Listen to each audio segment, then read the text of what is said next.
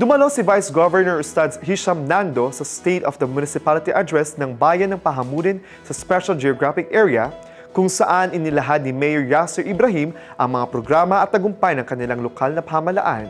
Narito ang report.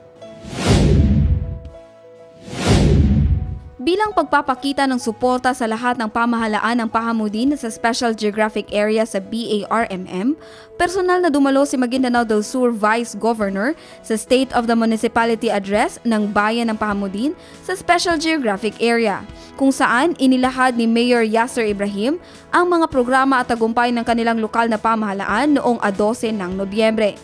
Nakisa rin sa okasyon sina MIPA Minister Giamel Abdul Rahman, former Sharif Aguac Mayor Engineer Maruf Ampatuan, Dato din Sinsuat Mayor Abdul Main Baba Abbas, BYC Chairperson na si Rudin Dunding at ilang mga konsehal ng Cotabato City. Naroon din sa okasyon si Moro Islamic Liberation Front Chairman, former Chief Minister ng Bangsamoro Government at United Bangsamoro Justice Party President Ahod Balawag Ibrahim.